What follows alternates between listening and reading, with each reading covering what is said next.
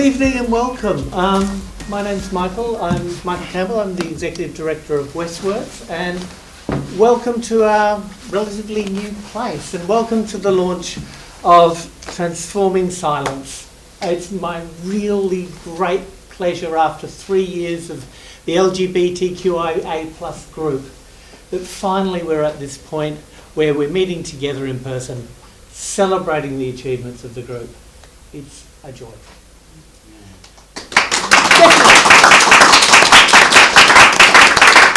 And I'll tell you how the evening's going to progress, but before we do that, I just want to acknowledge that WestWords, we are Western Sydney's literature development organisation, and what that means is that our patch is the entirety of Western Sydney. And I want to acknowledge that the entirety of Western Sydney sits on Gurrundara, Tharawal and Darug land. And we all pay respects to elders past, present and emerging. So we also are meeting in this building, and we get a lot of questions about this building. This building is the 1897 Presbyterian Manse. So that's where the minister, Presbyterian minister lives, and his church was just across the road, now no longer here. And I kind of feel like that we've been here since the beginning of the year, and as the son of a Presbyterian minister myself, it feels like a bit like coming home. So, as I said, I would, before we get into the kind of guts of what the evening, a few bits of housekeeping. If you haven't discovered them already, toilets are just across the corridor. If they are occupied and you need to be occupied elsewhere, we do have another one down the back. So either Ali or myself can tell you about that. We are recording tonight. If anybody doesn't want to be recorded, just let us know. We are photographing tonight. Again, just safe, and that's absolutely fine as well. That recording, for everybody to know, is so that there is a record. What happens with that record? That's a discussion for the group, and what happens with that in full, in part, is for them to decide. All right, so the LGBTQIA group is right at the core of what we do at WestWords. Essentially what we do is we facilitate, create and share the stories of Western Sydney in all its rich diversities. And so we were very thankful for Aurora Group, who helped fund us to do our work over these past 3 years. And we are very thankful that we found Will Roach, who's the group's facilitator. And he's been taking the group on this journey over the past 3 years. And so what we're going to do now is, Will and I are going to have a bit of a chat. Then there's going to be readings from the group. There are books here for you to enjoy.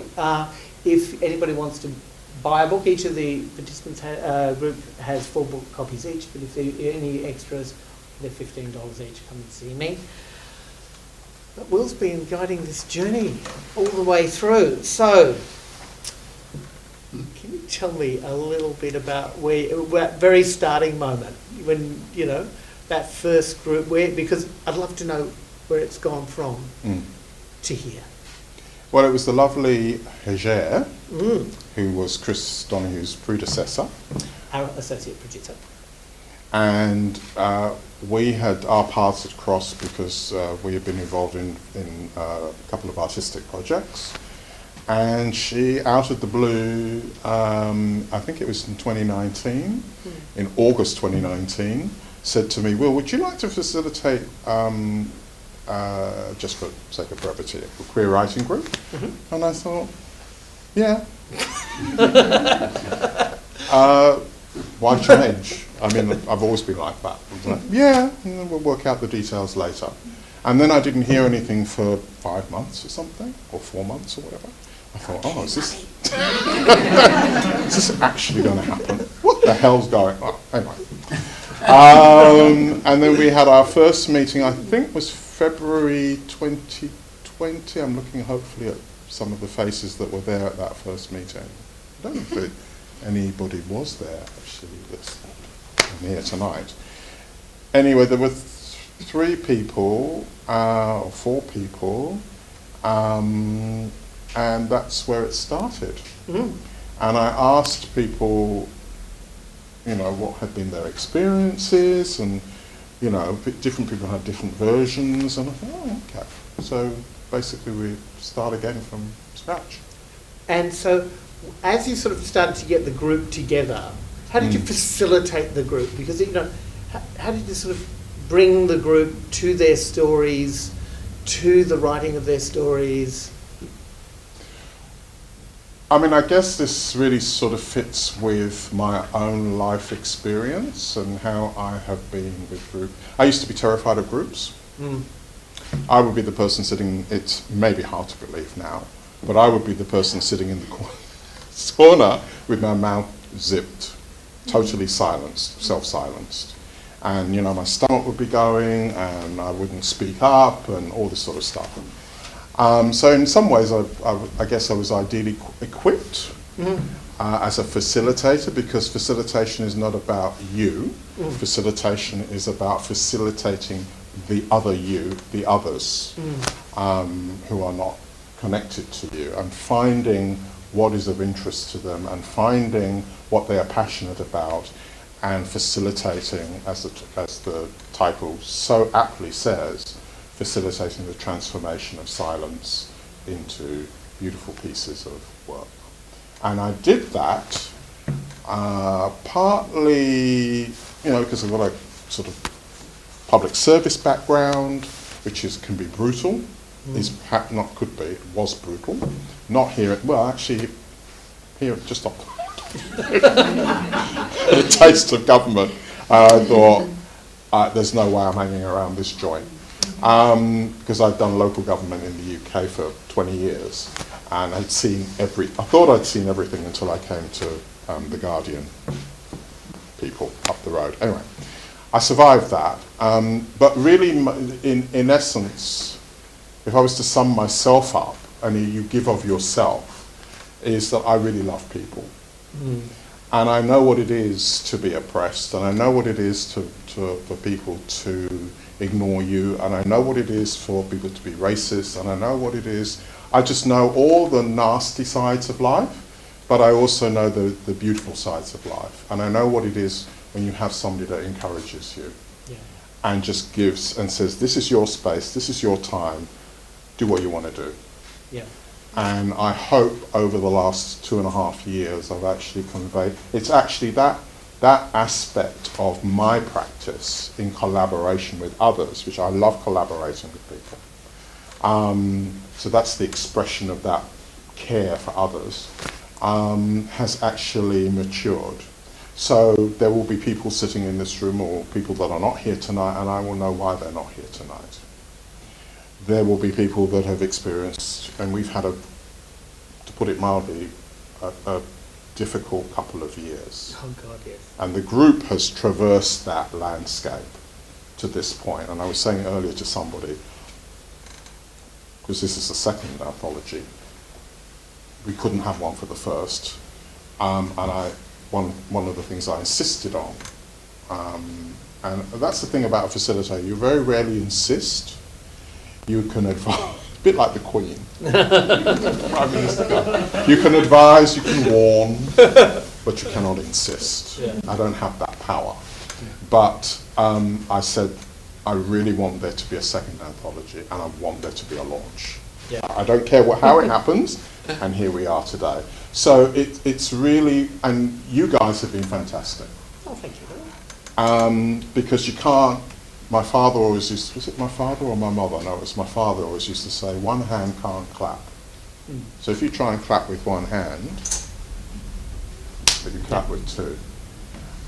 So a lot of my upbringing, a lot of my sort of role models were my parents, and a lot of things when I was younger I didn't understand, and it used to drive me nuts, and I thought, oh, they're talking a lot of shit.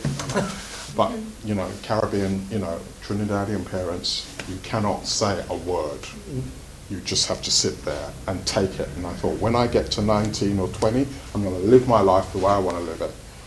But little did I know that I was drawing through this group and other things that I've done, I was drawing on their sense of community, their sense of oneness with humanity, and not ill-treating people. So that's all in terms of my values and my philosophy and my life experience have all been brought to bear. So I talk to people outside of the group. I call it outreach. I listen to them and I will track them for months. And then I won't hear anything from them for months, and I'll just send a little email saying, how are you travelling? And they say, oh my God, you're breaking up with my life. I said, oh, okay. Because I'm old enough to be some people's fathers. Okay, that's all good. So when you're coming back then? When are you going to write something? Yeah. Where are you at with your practice, whatever it might be? And building those one-on-one relationships. And also then within the group, when we meet, when we have met either on Zoom or whether we've met face-to-face, now we're doing hybrid on Zoom and face-to-face, just managing that process. And sometimes I just sit back and people just, you know, they just have their conversations, or they bring up painful issues for themselves or challenging issues. And then we sort of mosey around to the doing workshopping a particular piece that somebody's done, and we have a laugh and cry maybe and whatever, and then we go home. And that sort of seems like, from the discussions that we've had, is it feels, sitting in my position over here, that this is a special kind of group. It operates differently from other groups, partly because of that community building, part of that sort of care of taking sort of uncertain and hesitant voices with stories to tell, and saying that you have a voice, and giving confidence to that voice, and giving community to that voice. And, you know, I only see, don't sit on the groups by any means, but when it comes to, you know, when it comes to here, it's so beautiful. Just to feel it all distilled, the group, the feeling, that what you engender. I have a memory of being in the library, and I was about 14, and we were all a bit bolshy then. As 14-year-olds are. As 14, but quietly. And being in the library and combing the shelves. I mean, I had intimations in terms of my sexual identity, but couldn't talk about it. There wasn't anybody who looked like me or ever spoke about it, and boys I fancied and all this sort of thing. But I kept all of that under wraps. But just looking for cultural identifiers, there was nothing on the shelves. And we just loudly, we were sitting in the library and said, what is all this shit on there?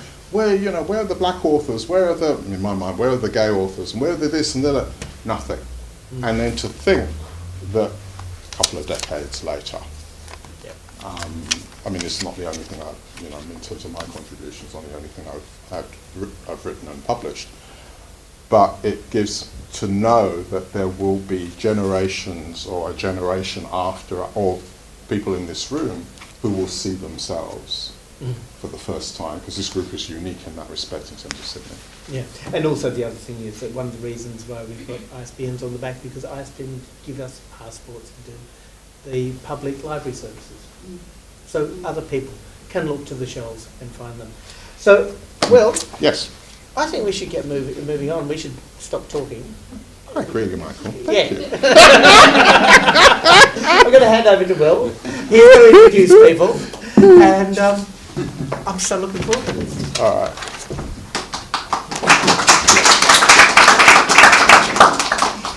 All right.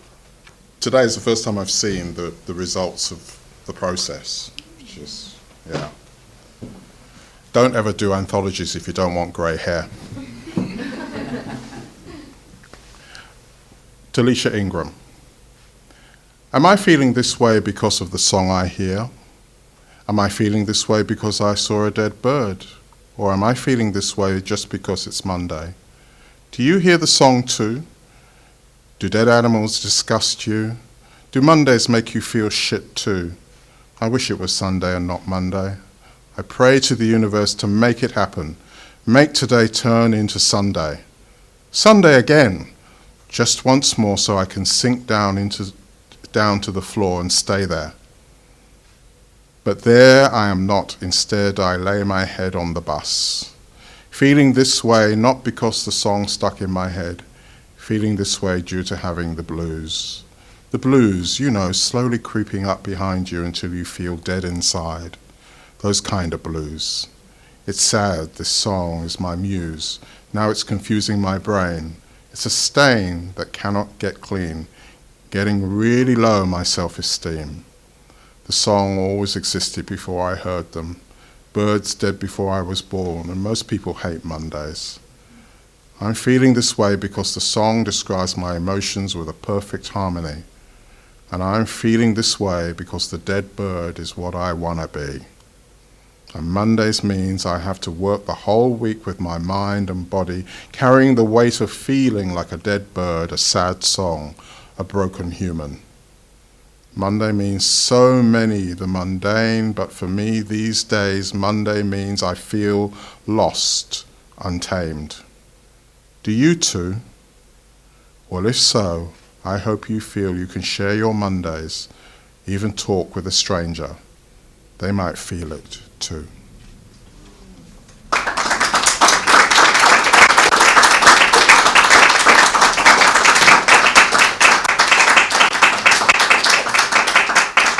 And next up we have Veronica.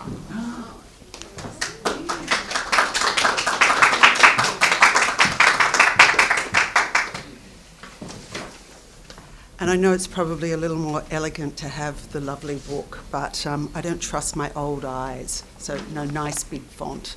So this is a short story called The Half Cake. The year after my blonde hair turned mousy brown, I was living in the orphanage. It was a big stone house with lemon hedges and swirly iron balconies. It was exactly 428 steps from my classroom to the side gate. I was happy walking those steps, following the ribbon of gravel by the boys' sports field to waiting hot cocoa and raisin bread. It was also a shorter walk than down the hill to our fibro place. My mother was seriously ill and in hospital. My dad told me she stayed awake all night and couldn't sleep. My granny told me I put her there and was a bad child. I didn't believe her. Granny drank too much. She drank too many of those small glasses of beer with white powder, and she made mistakes. She smoked and fell asleep at the piano. A month after my mum went away, I spent the first night at my old home. Granny said I was too much trouble to keep with her. I was just sad because her stray kitten had been shot with a BB gun. I used to wake up early and feed it milk. I made it a bed with my school jumper when I couldn't have it inside. I decided it was a her, but I did not name her. That night, Dad made me his South American dish of choppy sausages, potato, bacon, cheese, mayonnaise, and hot mustard. Every food I loved in the world on one plate. And it was a special family recipe, he said, passed on by his friend Iggy. They worked together on Cockatoo Island. Iggy was a big man who would lift me high above his head. He had a big bushy beard that smelt of the sea. That's because I'm an old fish, he used to say. It was still dark when Dad shook me awake the following day. His chin somehow looked saggy and tired. Pack a small bag, he said to me, as if you were going to sport and rec camp. There were now chinks of light as I climbed into the front seat next to him. I noticed Dad's whistling chest as he drove. He took the same route I did during Lent when I walked to school instead of taking the bus. It was Mum's idea that I donate the fare to Project Compassion. It was now the second week of Lent, but I wasn't going to say anything. I wasn't going to remind him, instead looked out the window. Dad broke the silence. He began to explain that I would be staying with the nuns for a while. He had to be at Balmain Wharf at 6:45 each morning, and at night he might come home late from his second job. It made sense for me to be at St. Bridget's, and I actually began to feel excited. There may be shut-off rooms and an attic to explore. I'd only visited the grounds before. I'd never been inside. The annual school fete was held there, under the oak trees behind the main building. There was always a yellow Ferris wheel, 10-cent toffees, and a chocolate wheel, disappointingly not made of chocolate. There was also a trampoline. Dad walked me to the heavy glass doors that lined the back entrance, and a nun I did not know was standing there. She was eating an apple. Now, I'd never seen one eat anything before. She talked to Dad, but I can't remember what she said because I was fixated by her two front teeth making that crunching noise. It was a noise that my best friend Magda used to cover her ears, if someone made it. And I would tell her it was impossible to eat an apple quietly. A little time later, I was walking behind the same nun, enjoying the swish of her veil. She led me to the dormitory where the beds were side by side against both walls. The electric light was on. The narrow beds were separated by the same timber wardrobe and a white curtain. No one else was in the long room. You'll be expected to make your bed before breakfast and baths are only taken at night, she explained. She paused, and I looked at her for a long time. She held my look until I wanted to turn away. I'm not a real orphan, I thought as I followed the nun's directions to the dining hall. But as soon as I found it, I felt that sense of excitement return. It looked like the breakfast room in a pub. The square tables were set on an angle and covered with lemon-papered patterned tablecloths. Scrambled eggs were hidden under silver domes, and when making toast, you could watch the white slices go round, see them turn brown, then flip and shoot down the middle slide. I could have been on holiday with Mum and Dad, but everyone else sitting at tables were kids like me and dressed in their school uniforms. So I took in the pictures of Jesus and Mary on the walls, a crucifix above the door, and the nuns in aprons that came and went. A week after I arrived at St. Bridget's, I had my first bounce. The trampoline with the yellow mat was in the side courtyard. Other kids were fearful, not only of the trampoline, but the swings and the slippery dip, but I had no fear at all. I wanted to jump higher and higher. I tried to remain in the air for as long as possible. I loved hitting the red cross marking the centre, taking another huge jump and flying at the peak. I felt I could bounce for hours, but you had to share, so we were allowed 20 minutes at a time. There was one older girl, Angela Kenny. She would bounce for nearly an hour and threaten to hurt me if I told on her. On the weekend, she would sometimes visit her mum, and I wasn't there when she leapt up and then off the trampoline and broke her wrist. I did see her with her arm in a sling waiting for her stepdad on Friday night. She cried when no one came, and I felt sorry for her, but she did hog the trampoline. She also said she would burn my hand in the bain-marie. When I needed to be more alone, I would wander down to this boundary fence, near the spot where the boys blinded snails with scissors. There was a loose paling, behind it a dog whose eyes were hidden in its fur. He would come to me when I called, and I liked to reach my hand through the gap and sink it into the soft whiteness. He liked to lick my fingers. I decided it was a he, but I did not name him. Then, the morning night before I turned 8, 2 tall nuns and I got in a small white car. Earlier, one had come up to me on the veranda and said my mum wanted to see me. I was sat in the middle of the back. The nun behind the wheel had a curl of red hair showing.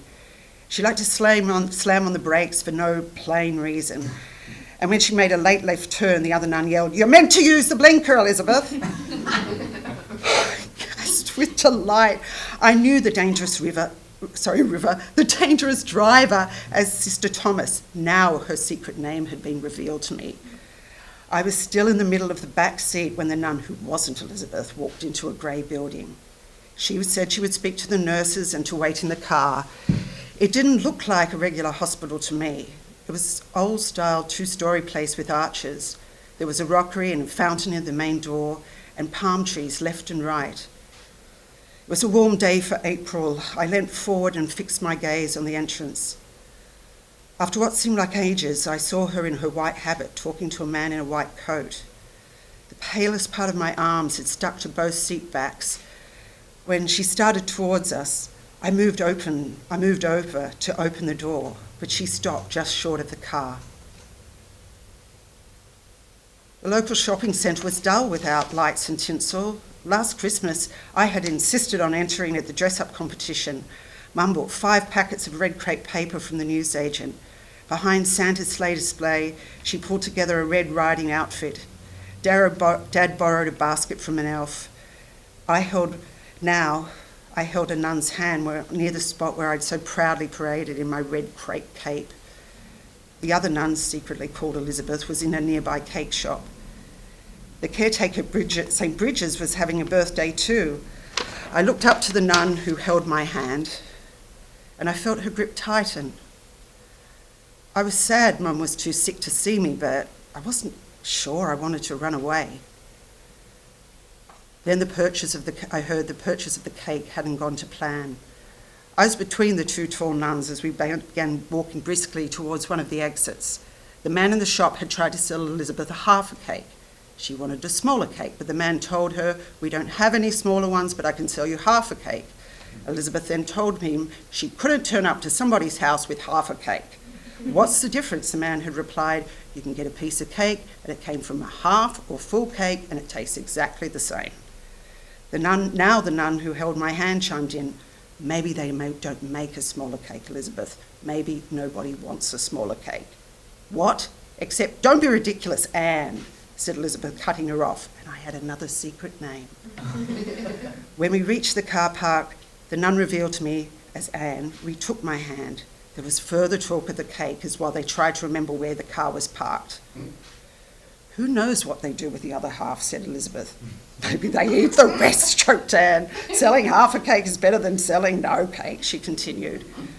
Elizabeth seemed annoyed. Anne found it all so funny and she turned away.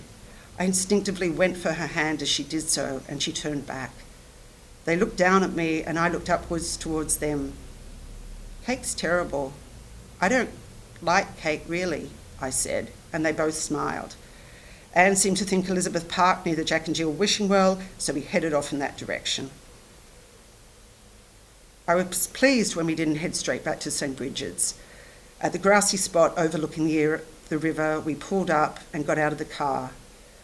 We sat at a concrete picnic table with one broken bench. Anne produced mandarins from a paper bag. Elizabeth declared she would get cooked to bake the caretaker's cake. I looked across to the smokestacks on the other side of the river. "Can't throw a line in these days," remarked Anne as she removed the pith from one mandarin. "People should stop chucking their rubbish in the river," piped Elizabeth. "Poor fish," I think I said. "No, that's just what's seen. What's invisible is even more destructive," sighed Anne. "Poor fish," I said. "Yes, poor fish," Anne returned as she handed me a segment of mandarin. I sucked the juice and then spat out the seed. I heard Anne's good laugh again and noticed her arm gently fall on my shoulders. She hugged me briefly. I had sticky juice on my chin, but it felt good. I raised my head and spotted a cloud shaped like a fish. I decided it lost its scales when it gained special powers and flew upwards. I hoped it was now happy to be floating in the sky. I watched its mouth open and take in air. "We should get going," Elizabeth said. We began to move, but then a breeze off the river tugged at our skirts. So we stayed just a little bit longer.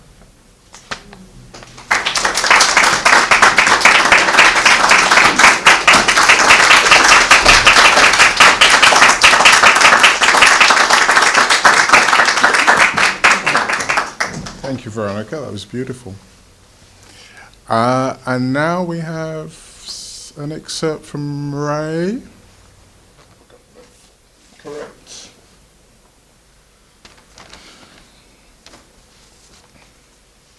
So Ray's contribution has been a podcast.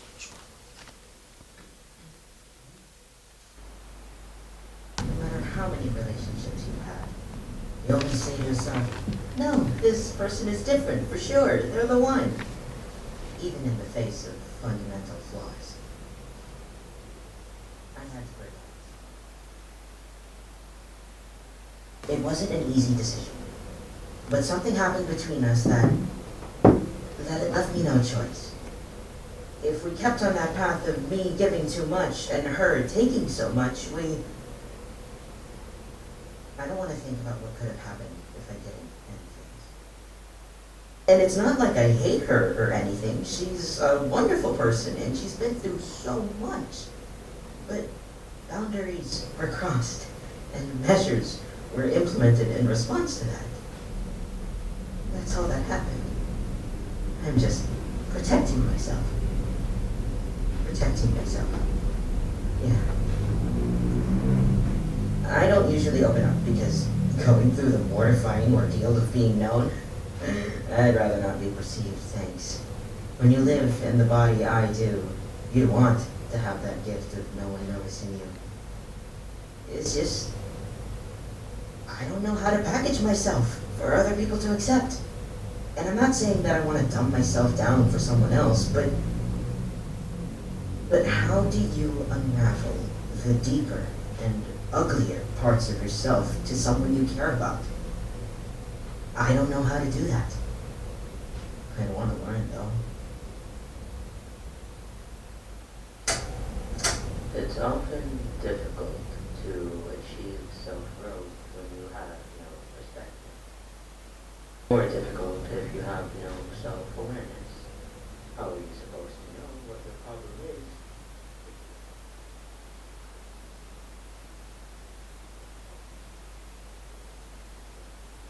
And self-awareness for someone lately. They're not always ready to hear what I have to say, but deep down, I think they already know the things I have to say. I'm just giving them helpful advice. But I can't always be around for them. I try to keep our interactions brief, almost transactional, but there's something about them. Something about them that let my guard down for a bit. Whether it's their charm or my yearning for human intimacy, every time I meet them, I just want to stay. Of the time I spent with them, seeing them laugh, get flustered, everything. But I know they'll never have me. Not the way they want. It's not going to happen. Not if I want to keep both of us safe. Yet they still come to me to celebrate their achievements, to console them in their grief, even to just be in the same room with them and do our own thing. Those mundane moments mean so much to me the more I get to know them. It breaks my heart that I'm slowly breaking theirs. Lovely.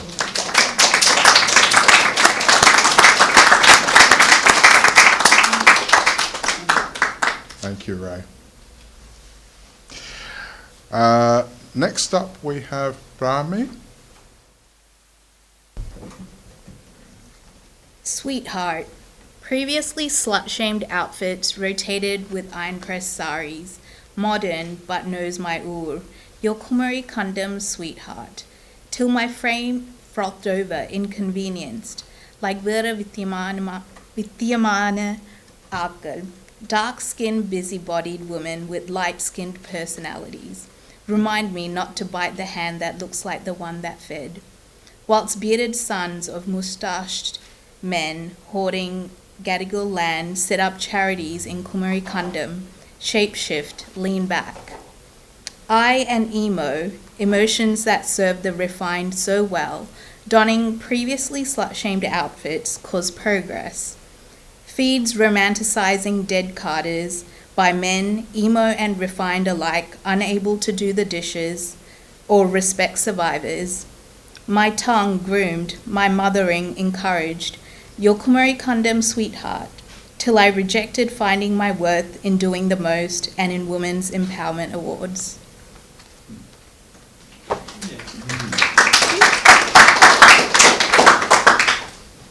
The next piece is by C.C. Tanton Wright, and they approach intertwined love and loss in a nebulous, surreal fantasy world inspired by the allegorical nature of medieval storytelling. So I'm reading on their behalf. in the heart of a god. A blade of grass should be meaningless to an ancient oak, but Somnir had endured the chaos and destruction of the gods. They were centuries old, sure, and the wound should have healed, but Eber laid in their arms forever, his celestial form fading from them, his fealty, his contagious enthusiasm, and his rationalism, his blood drenched through their shirt, staining their skin, his memory haunting their home in the heavens. They had to leave. The mortal world was nothing more than a quiet, dark cave for hibernation to begin with. It took a long time for them to emerge, and when they did, they found the lives of mortals fast, passionate, and full of meaning. They were enamored. The first reincarnation they met, they recognized immediately. It was as though Eber walked with them once more. At his side, the mortal world became their home. But now, centuries later, the planet was only growing more cruel, and it felt as though the reincarnations of their first love only became more and more distant. It was raining when he died, Somnir said to the steady heart beat under their hand. Who died? The chest under their hand rumbled. His name was Eber. He was like me. You loved him? Yeah. The world was small and rhythmic, and Somnir didn't have to say anything else. Tell me the good things about him, Elliot requested. So Somnir started talking. They began with how Eber created bees so flowers wouldn't get lonely. The time he protected a whole forest because Somnir said they liked an old tree in it. How he used to explain the world to Somnir with careful rationality. As they spoke, the rain seemed to soften, the beating of the water becoming gentle and soothing, and the roar of thunder becoming a reassuring rumbling. See, the rain isn't so bad if you forget the bad things associated with it. Somnir remembered Elliot's saying as they finally fell asleep. And maybe he was right. They didn't forget Eber, but letting go of the pain, they remembered him better and they felt lighter. Smoke climbed over the trees that morning, cloaking the stars and choking the forest. Elliot watched the ash build, his hand gripping Somnir's arm. What purpose does this destruction serve? His voice wavered with a rage Somnir had never heard. We are miles away, and yet their destruction still reaches us. Where do they stop? When does it end? The fire isn't in our forest, Somnir reassured, pushing at the breadth of their senses to find the cold heat of the green flames. It burned from destruction and decay, lit by the storm and fueled by death. It felt like pure poison. But one day it will be. I don't know if they will ever stop.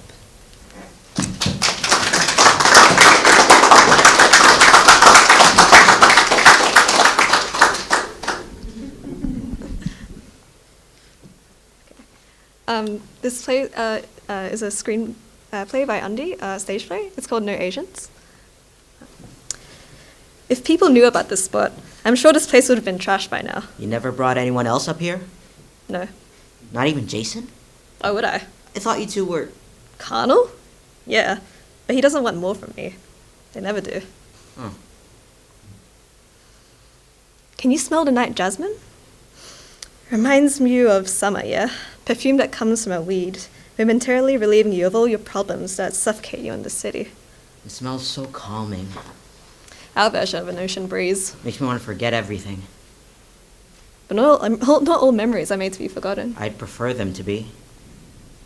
You all packed then? It's just this bag for me. Always a lightweight you were. There's just not that much to take from here. Do you remember when we first climbed up here? Your hands and feet were all sliced up. No one told me we were going to be climbing over razor wire that night. You were bleeding all over the place, but kept on climbing. I was following you, remember? So you were cutting yourself up for me? I think we smoked a quarter, so it was probably just the drugs. Probably. But I'm here now. Followed you up the tower again. Do you think love is real if it doesn't hurt? Are you saying to experience love, you must experience pain? I am saying, if someone doesn't feel hurt, was it ever real love? Depends on how you define love. I don't know. Maybe it's the endurance of pain that measures how much you can take and accept. Like, the greater the pain, the greater the love. So pain is love for you? Well, everyone eventually leaves you one day, right? I still got scars from that night. I think scars are hard on you. Normal people say they love you instead of enduring pain. What, like wedding vows? No, Or like in those Hollywood films where the sun is setting just above the water? that's not what I mean. What is love to you then? Truth, vulnerability, the expression of 3 simple words. I've never heard anyone say that to me, so maybe I'm not that normal. I got my forklift license. Passed on the first go. You should have seen me, gliding around the aisles, lifting and loading like a fucking ballerina. I'm really happy for you. Not as happy as me telling you I passed. I should get going. Just stay a bit longer?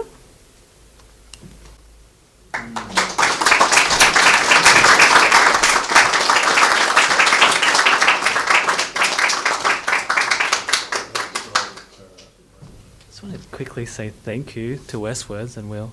This is like, I'm from Parramatta, and this is like blowing my mind because growing up here, we had nothing queer other than like apps and like drugs, and this is just so surreal for me. But I'll just say thank you. So this is excerpt of a series of poems by Gum, titled Cycles of Poems. So, stars bright as ghosts embroider stories in the void. I examine nail-thin scratches on the glass and the abrasive luster residing in the soft pink beneath the quick, plotting the course across. I drain my Nutri-drink, lay flowers at the feet of solo inscriptions of fates, shorn and frayed as ribbon bookmarks. Deep space, deep trenches, deep darkness of free-flowing hair, deep arrangements of ocean memory, the collisions of history subsuming, exulting, melting into milky re-beginnings. An embrace so violent we pass through each other. Fuel tank deep, miscalculated my rations hunger deep. The stretch of silence, so very long when we ask ourselves, why did you not stay?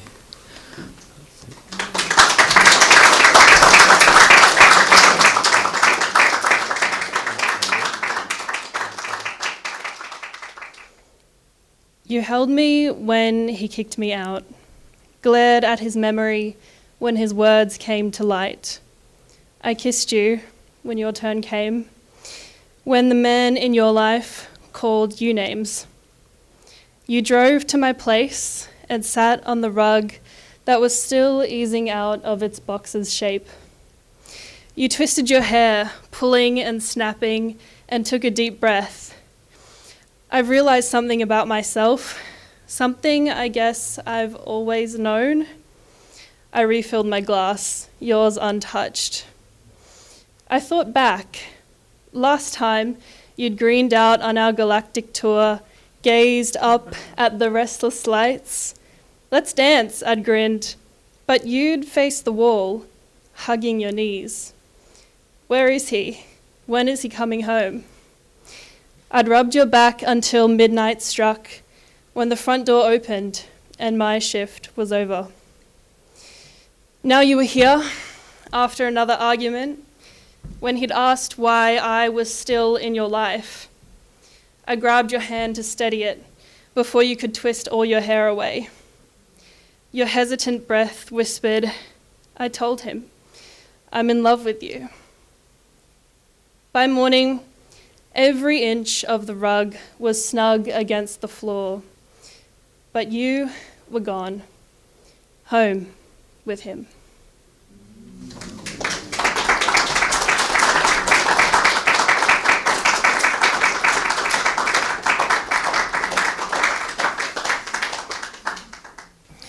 Between father and son. Your relationship with your father can be the most profound of your life. Mine, because of gender and sexuality, was fraught. I have never considered the relationship with my father as being equal. I think we fought a silent war of attrition as to what I should be as a baby, a boy, and an adolescent, a young man, and a mature one.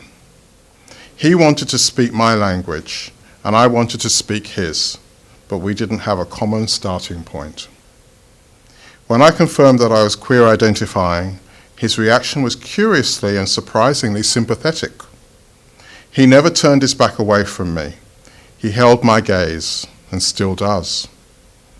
That was his power. I thought of him in those various phases of my development as lacking an ability to verbally or physically express emotional warmth. And yet he had such a formidable grasp of human nature. I realize now that there was more of him in me than I ever realized. My father was never a man that could look in a mirror and say, "This is who I am." Jeremy Goldstein, Truth to Power Cafe. His inability made him a frustrated man. His burden cast a shadow, and I was the one he took it out on.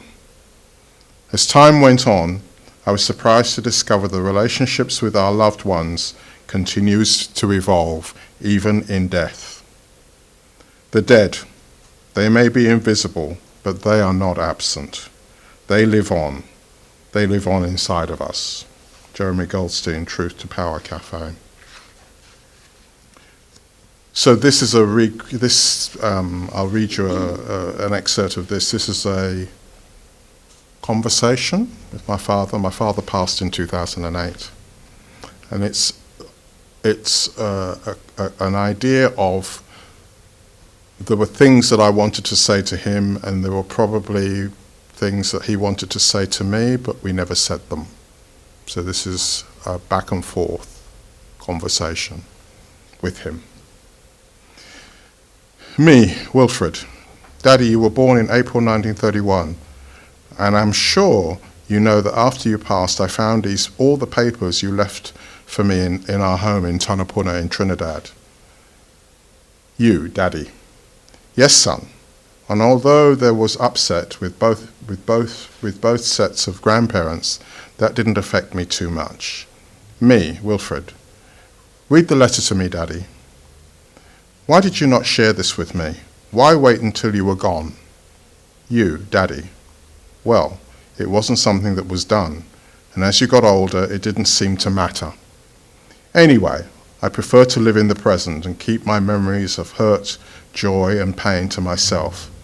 I know now that you and your brothers and my grandsons would have benefited from me talking about that period in my life. Me, Wilfred. Daddy, what about the picture? It never occurred to me to turn it over and read the inscription.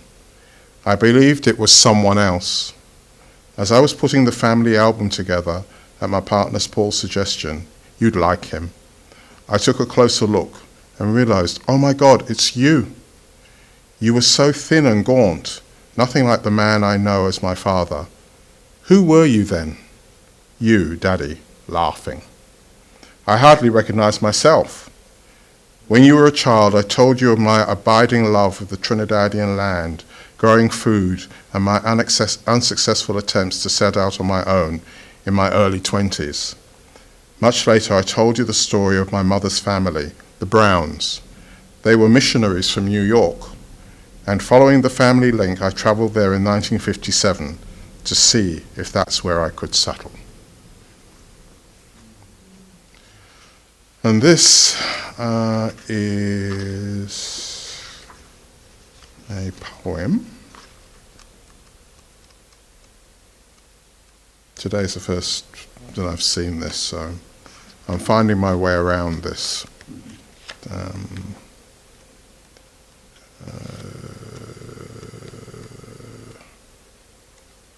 Okay, need to be patient.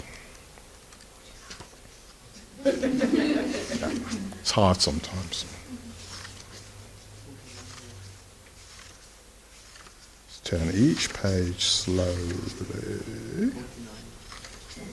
49. Because I thought for a moment the poem wasn't there. And started to have this conversation with myself. Why is that poem not there? I wrote that poem, I slaved over that poem, and it's not there. Oh, there it is. Good job you kept your mouth shut. Got yourself into trouble again. This is it. The past, in the now and forever. Voyage from the past into the future.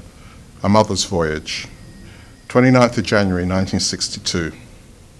What, my dear son, could I tell you about the greyness of deathly loss we've endured?